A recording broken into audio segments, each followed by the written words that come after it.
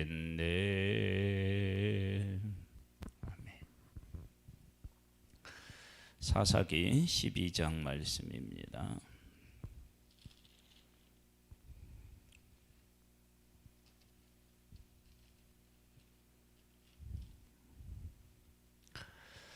사사기 10장 10절에 보면 이런 말씀이 있습니다. 이스라엘 자손이 여호와께 부르짖어 이르되 우리가 우리 하나님을 버리고 바알들을 섬김으로 주께 범죄하였나이다. 이스라엘 백성들이 암몬 자손 때문에 큰 고통을 겪고 있었습니다. 그리고 하나님 앞에 부르짖었을 때 하나님께서 입다라고 하는 사사를 부르시고 그에게 하나님의 영으로 함께 하셨습니다.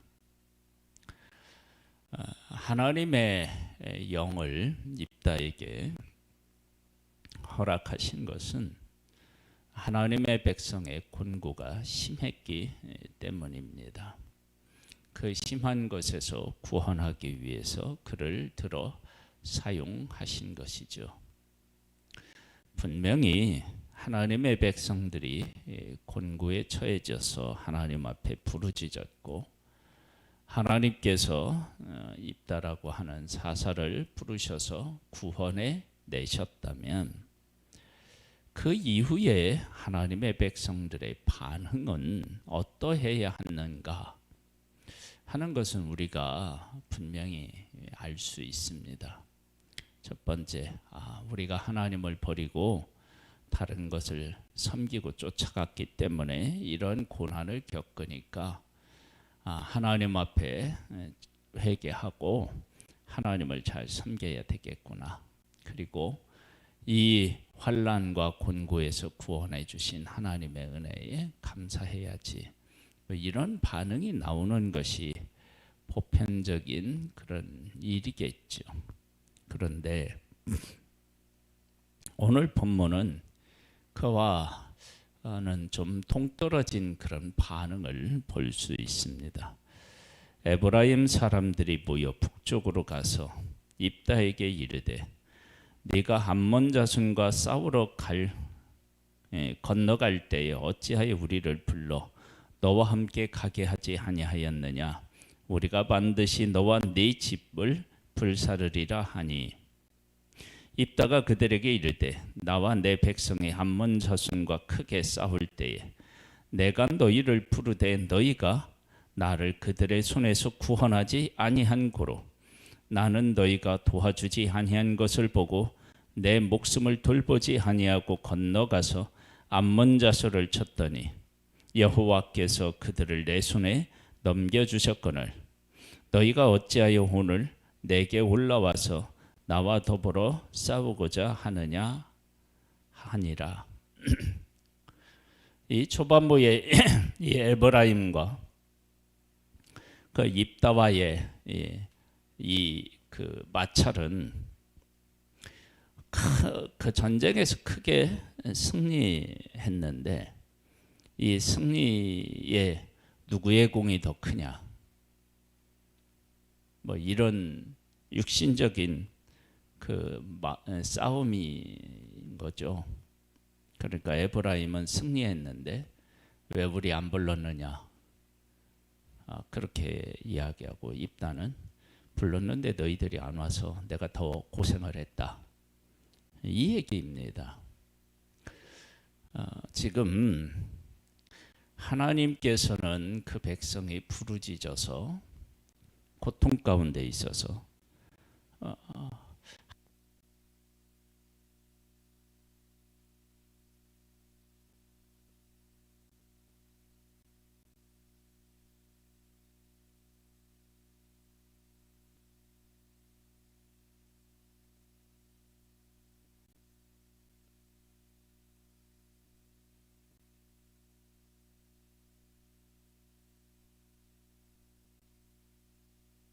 하나님의 영으로 그들에게 함께 하셨는데도 불구하고 그들은 지금 하나님의 구원에 대한 감사도 그리고 기쁨도 누리지 못하고 자기들끼리 왜 우리 안 끼워졌느냐, 나는 너희들 때문에 고생을 많이 했다, 그러면서 서로 싸우고 있습니다. 이 모습은 하나님의 일을 하는 우리들에게 있어서 주는 교훈이 크지 않겠어요? 우리도 하나님의 일을 해놓고 이런 것 때문에 서운해하기도 하고 또 이런 것 때문에 미움도 갖게 되는 일들이 생기게 됩니다. 생길 수 있는 거예요. 그런데 하나님의 입장에서 보면, 아니 내가 너희들이 나한테 권고 때문에 부르짖어서 내가 사람을 보내 하나님의 영으로 함께해서 너희들을 구원했는데, 아니 그걸 누구 공이 더 크느냐, 뭐 이런 것 가지고 너희들이 지금 싸우고 있으면 말이 되느냐, 그리고 너희들이 왜 곤고 가운데 있었느냐, 그러면 회개해야 되지 않겠느냐. 하나님은 이러실 것 같아요. 이 모습을 보면서 하나님이 구원해 내신 하나님의 백성들이 하나님으로부터 구원을 호소하지만 부르짖지만 얼마나 하나님의 구원에 대해서 감사하지도 못하고 그리고 그 구원을 받을 준비가 너무 안 돼 있다, 그런 것들을 우리가 보게 됩니다. 계속 볼까요? 이따가 길르앗 사람을 다 모으고 에브라임과 싸웠으며 길르앗 사람들이 에브라임을 쳐서 무찔렀으니 이는 에브라임의 말이 너는 길르앗 사람은 본래 에브라임에서 도망한 자로서 에브라임과 므낫세 중에 있다 하였습니다. 또 이제 이렇게 되니까 감정적으로 어떻게 되냐면 서로 싸운 거예요. 에브라임 말이 너는 길르앗 사람은 본래 에브라임에서 도망한 자로서 에브라임과 므낫세 중에 있다 하였습니다. 야, 니들이 뭐 별거냐? 우리들이 있다가 그냥 도망한 그런 그 도망한 별 볼 일 없는 존재 아니냐? 뭐 이렇게 해서 이제 또 감정을 건드린 거예요. 그래서 이들과 싸워요. 하나님이 구원을 베푸셨는데 싸워서 서로 죽고 죽이는 일들이 생기는 거예요. 길르앗 사람이 에브라임 사람보다 앞서 요단강 나루턱을 장악하고 에브라임 사람의 도망하는 자가 말하기를 청하건대 나를 건너가게 하라 하면 길르앗 사람이 그에게 묻기를 네가 에브라임 사람이냐 하여 그가 만일 아니라 하면 그에게 이르기를 십볼렛이라 바로 말하 하여 에브라임 사람이 그렇게 바로 말하지 못하고 십볼렛이라고 발음하면 길르앗 사람이 곧 그 사람을 잡아서 요단강 나루턱에서 죽였더라. 그때 에브라임 사람의 죽은 자가 42,000명이었더라. 어쩌면 적군이 죽은 것보다 더 많이 죽었는지도 모를 그런 어마어마한 사람들이 이렇게 죽습니다. 하나님이 구원해 내신 이후에 생긴 일입니다. 그러니까 얼마나 하나님의 백성들이 하나님을 떠나서 살고 있는지를 단적으로 보여주고 있는데, 이러함에도 불구하고 하나님께서 그들의 곤고를 보지 못하여서 구원하셨다라고 하는 것입니다. 이런 모습을 보면서 우리가 2023년을 살아갈 때 하나님의 은혜가 우리에게 임했을 때 나를 철저하게 살펴보는 자세가 필요합니다. 그러니까 하나님이 나에게 구원을 베푸셨으니까 내가 지금 살고 있는 삶에 대해서 인정하시고 귀히 보고 계시구나, 이렇게 생각해서는 안 된다는 것입니다. 하나님의 구원은 우리가 제대로 준비되어져 있지 않아도 우리의 고통 때문에 우리를 구원하실 수 있습니다. 하나님이 우리를 구원하셨음에도 불구하고 우리가 그 구원을 제대로 누리지 못할 수 있다는 거예요. 그리고 그 구원 때문에 사람들끼리 누구의 공이 더 크냐, 뭐 이런 것 가지고 싸움할 수도 있음을 우리에게 보여주고 있다는 것입니다. 그래서 하나님의 구원을 받은 우리들이 하나님이 왜 우리를 구원하셨는지, 우리를 위해서 왜 그 일을 이루어 주셨는지에 대해서 분명하게 생각해 보고 거기에 합당한 반응을 보여야 돼요. 지금 하나님의 백성은 자기들이 하나님의 뜻대로 살지 못하여서 암몬 사람들에게 고통을 겪게 되었던 것을 회개하고, 그럼에도 불구하고 구원해 주신 하나님 앞에 함께 모여서 감사했어야 합니다. 그런데 그러하지 못했다는 거죠. 하나님을 하나님으로 나타내 보이지 못하고 그 하나님의 구원에 대한 것도 크게 관심도 없었음을 볼 수 있습니다.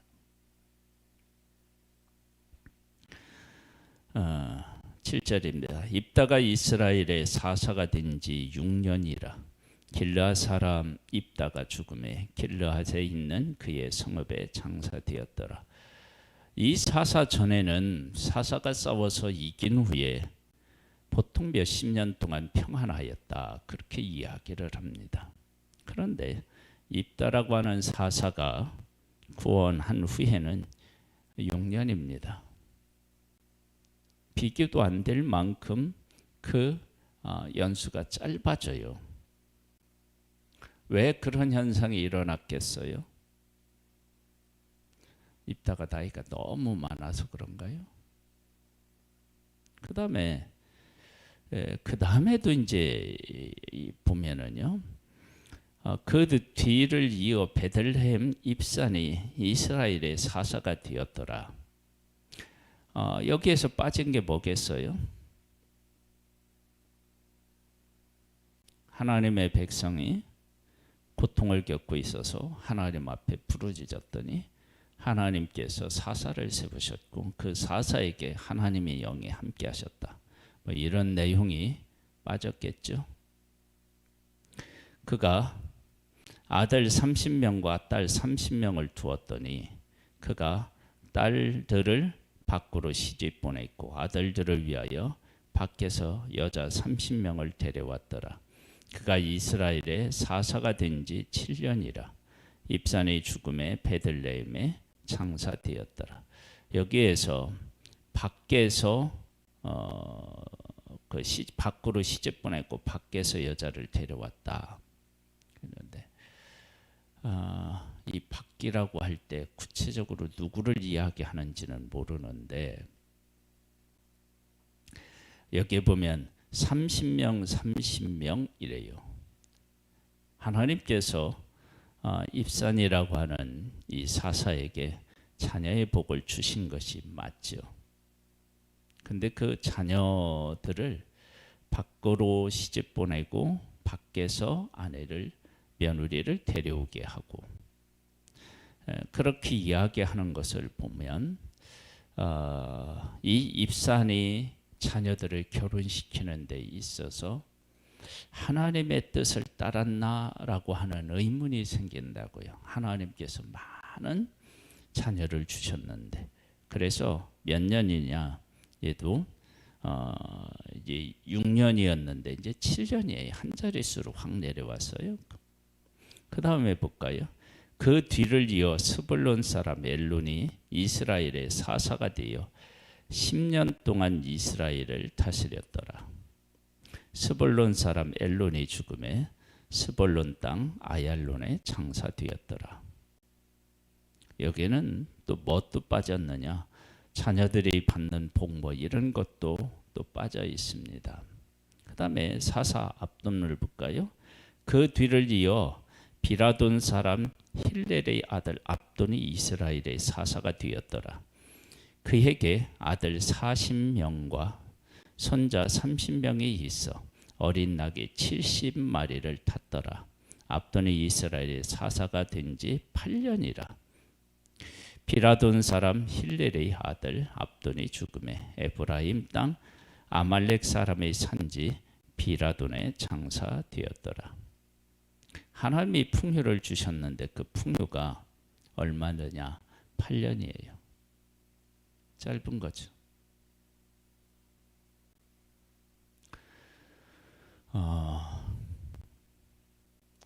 지금 우리는 그 하나님의 구원과 하나님의 백성들의 삶에 대한 것을 한번 지금 돌아보고 있어요.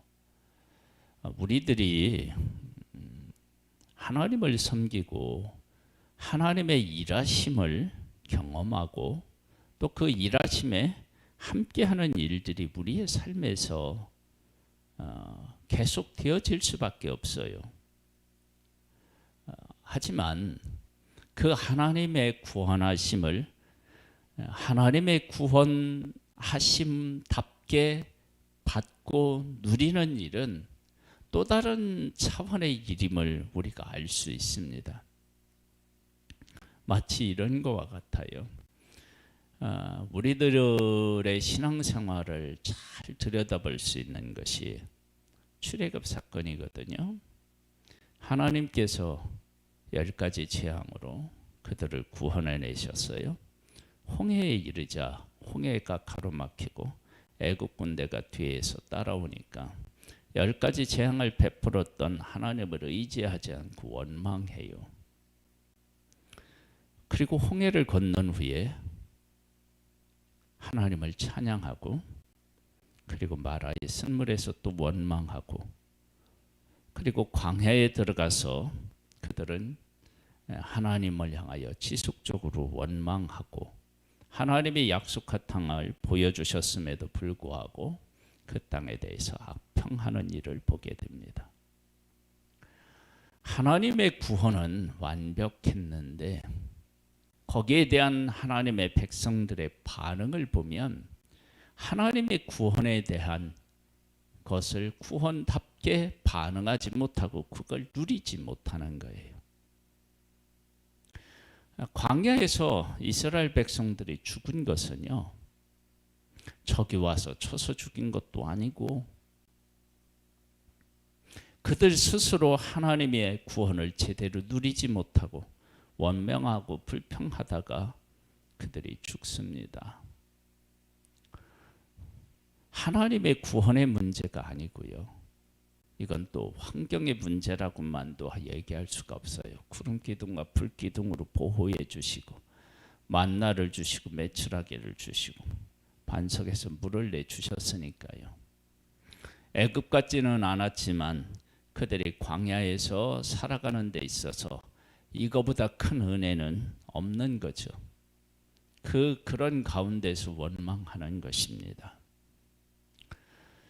2023년뿐만 아니라 앞으로 우리의 삶, 우리 교회가 하나님의 교회로서 복을 누리려면 이 문제에 대해서 분명히 각자가 하나님 앞에서 묻고 대답하고 바르게 반응해야만 하나님이 우리에게 주신 구원을, 우리에게 주신 복을, 구원을 구원답게 누리고요, 하나님이 주신 복을 복답게 누릴 수 있습니다. 만일 이 문제에 대해서 이스라엘들처럼 하나님의 구원하심에 대한 가치, 의미를 깨닫지 못하고 누가 더 잘났느냐 이런 문제를 가지고 싸우고 그리고 그런 문제로 마음 아파하고 힘들어한다면 하나님의 구원 이후에 우리들은 더 큰 문제를 안을 수도 있어요. 그래서 여기 뭐 십볼렛 그래서 십볼렛, 그래서 이건 경상도 사람들하고 마찬가지예요. 쌀 그러는데 살 뭐 이런 거와 같은 거죠. 그렇게 해서 3만 명이 넘는 사람을 죽이는 일들이 생기는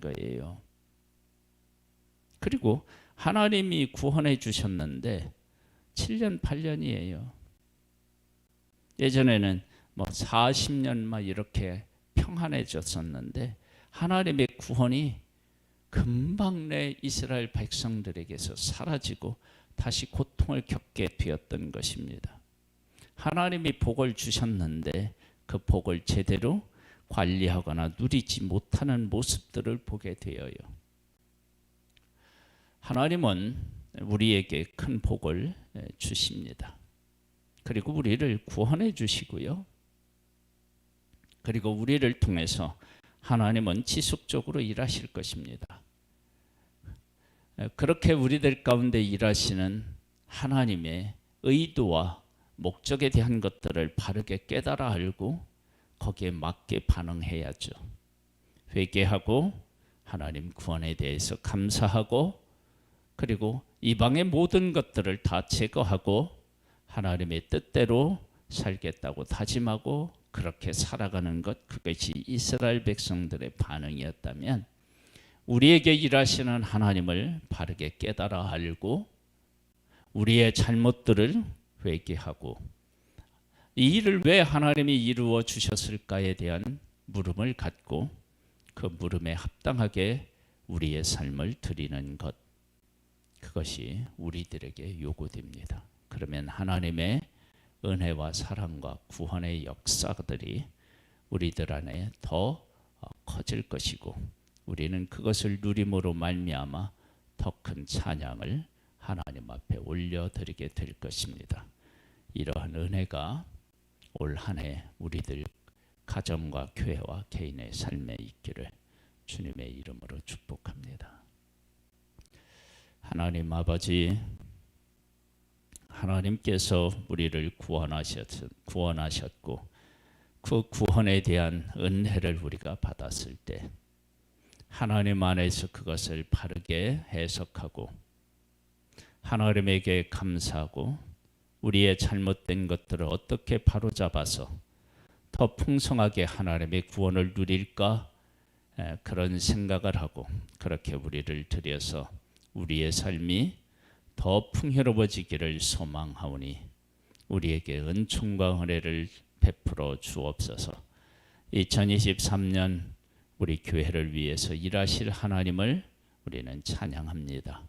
하나님이 일하실 때 우리들의 잘못이 무엇이고 그럼에도 불구하고 하나님이 베푸신 은혜가 무엇인지를 깨달아 알고 서로가 부족했던 부분들에 대해서 용서를 구하고 그리고 서로의 잘한 부분들을 격려하며 천국을 우리가 경험하는 복된 한 해로 아름다워지기를 소망합니다.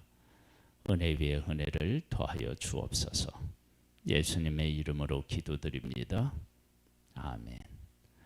하늘에 계신 우리 아버지여, 이름이 거룩히 여김을 받으시오며 나라에 임하옵시며 뜻이 하늘에서 이룬 것 같이 땅에서도 이루어지리이다.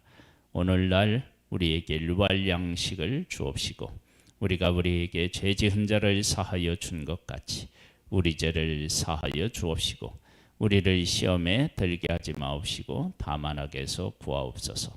대개 나라와 권세와 영광이 아버지께 영원히 있사옵나이다. 아멘.